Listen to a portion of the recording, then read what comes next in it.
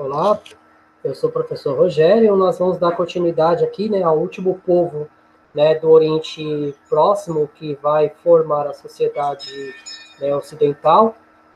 Nós vamos trabalhar um pouquinho aqui hoje, né, a sociedade fenícia, né? Então, os fenícios, como os fenícios contribuíram para a formação da sociedade ocidental, né? Porque quando a gente fala em sociedade ocidental, muitos historiadores pregam, né, que quem é o pai da sociedade ocidental são os romanos. Então nós vamos trabalhar aqui os fenícios, o povo que usou a sua posição privilegiada para tornar a primeira civilização a difundir a cultura por todo o Mediterrâneo. Então, diferentemente dos demais povos, os fenícios não contavam com um rio bem cauduloso, que tinha muita água, e isso não, eles não tinham terras férteis. Então eles estavam espremidos entre uma cadeia de montanhas e o mar Mediterrâneo. Só que eles eram ricos em madeira, no caso o cedro, né, que vão ser uma madeira muito rica para a construção de embarcações, dando assim início à sua aventura por busca de recursos pelo mar. Então, sua organização social era bem distinta, né, em comparação aos outros povos vizinhos, mas isso não impedia que sua cultura, né, prosperasse e fosse a base para as outras que viriam após a ela, né, no caso Roma e Grécia, né? Então, a localização. Então, os fenícios estavam localizados, né? Então, o fenício foi o povo que formou a civilização na região da Palestina, né? Então, precisamente na região onde hoje é o Líbano e a Síria e de Israel. Então, todo aquele território. Então, os fenícios, eles tiveram a origem do termo, né, Phoenix, né, que era utilizado pelos gregos para referir-se a esse povo em razão ao corante de cor púrpura produzido pelos fenícios. Os fenícios, eles produziam um tipo de tecido vermelho que era muito apreciado pelos gregos. Então, os fenícios também são conhecidos por Sidônios, tendo como base a cidade de Sidon. A gente vai falar um pouquinho sobre isso nos próximos slides, mas é importante a gente pensar o seguinte: eles estavam localizados principalmente na região do Líbano, né? Quando a gente fala de Líbano, o último acontecimento importante, que em menos de um mês, foi a explosão do porto do Líbano, de Beirute. Então, até os dias de hoje, o Líbano, ele depende muito do porto para suas atividades econômicas. E isso vem desde a antiguidade. Bem, então, os fenícios, eles não desenvolveram uma civilização centralizada, então eles tinham cidades-estados. Isso significava que cada cidade tinha sua própria organização política. O ponto inicial dos fenícios foram a cidade de Sidom, de Tiro e de Biblo, né, que também era conhecido como Gebal, né, principal centro religioso desse povo. Então, eles tinham cidade-estado, então cada cidade ela era independente, eles não eram caracterizados em um império, em um estado único.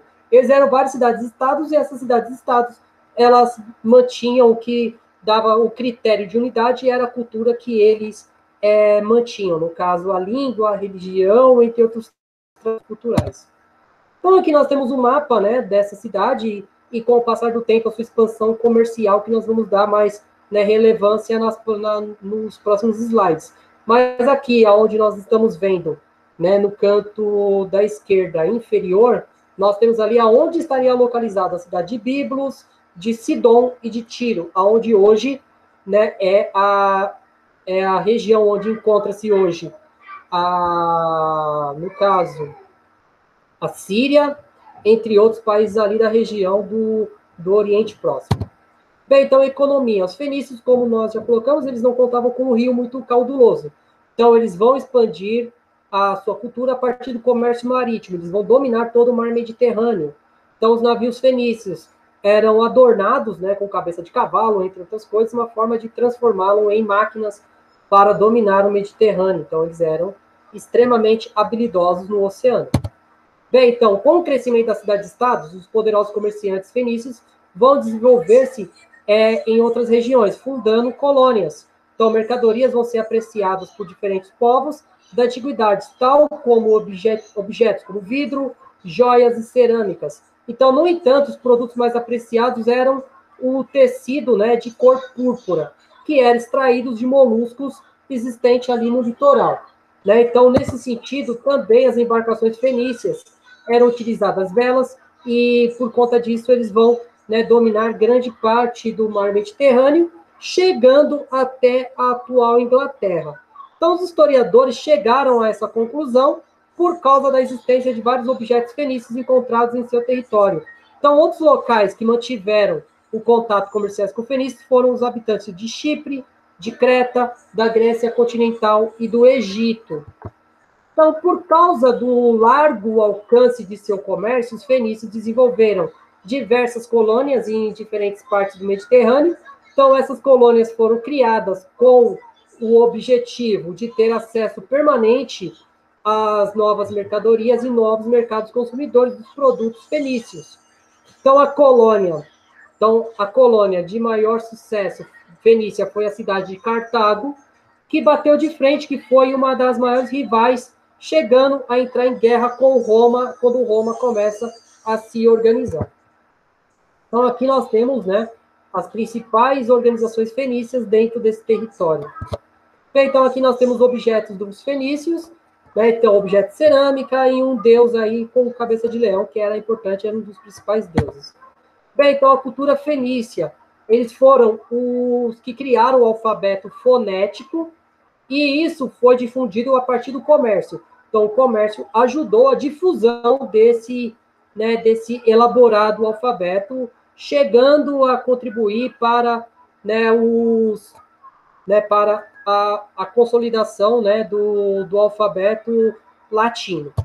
Bem, então aqui nós temos né, uma pedra que está contida os alfabetos. Bem, então a religião, né, fenícia, eles tinham como característica o politeísmo, né, antropofórmico, então eles tinham deuses que eram metade de homem, metade de animais. Então os fenícios conservaram os antigos deuses tradicionais, então o povo semita, né, então era dividido em terrestres e celestes, então comuns a todos os povos da Ásia Antiga, né? Então tem todas essas questões aí. E eles têm essa questão do mar. Então aqui, cada cidade tinha o seu deus protetor, um dos mais importantes era Baal, associado muitas vezes a uma entidade feminina, né? Baal de Sidom era o seu principal deus, né? O deus voltado para a saúde. Então Biblos adorava Adonis, deus da vegetação, cujo culto era associado à cadeia, né, de montanhas ali que dividia a Fenícia da Grécia continental. Então, deusa dos bens terrestres, do amor e da primavera, da fecundidade e da alegria. Em Tiro, rendia-se ao culto a Melkarte, né, e Tinate, que eram deuses voltados a essa questão, né, dessas cidades. Bem, então, para aplacar a ira dos deuses, eram feitos sacrifícios animais e muitas vezes sacrifícios humanos, dos seus próprios filhos. Tanto é que isso remete muito a uma prática judaica arcaica, né, que é relatado no Antigo Testamento, a questão de que o filho primogênito ele era sacrificado em nome dos deuses. Né? Tanto é que uma das passagens mais importantes foi quando Abraão ele acaba com essa prática e ele inicia uma nova prática, né, dentro dessa religião. Então, aqui nós temos alguns exemplos de deuses, né? No centro era o Baal, né, com a visão feminina da fertilidade, e esses deuses, né, vão ser muito importantes para a organização da sociedade fenícia. Então, o declínio. Como eles não eram um império, isso vai fazer com que eles não conseguissem se defender de uma forma mais efetiva. Então, eles foram dominados pelos assírios, depois pelos persas, né? E isso vai fazer com que eles caiam, né? Também para o Alexandre o Grande.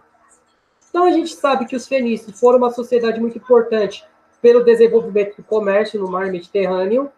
Então, como não costumavam ter grandes rios, eles vão produzir elementos como tecido vermelho, vidro, perfume e azeite, conseguindo expandir o seu território. Então, esses nunca formaram um império unido, que dificultou a sua organização e a permanência, né? Então, eles foram rapidamente dominados por conta disso. E o legado mais importante deles foi o alfabeto, que foi utilizado pelos gregos e pelos romanos. Então, aqui nós temos ruínas de porto da cidade de Tiro, né, ali na região da Síria atual. e isso vai fazer com que perpetue a sua história até os dias de hoje. Então, agradeço a todos, né, agradeço, né, a vocês, né, por conta dessa questão aí, né, agradeço a todos, até a próxima, e assim, precisando de mim, estou aqui à disposição. Até a próxima aula, muito obrigado.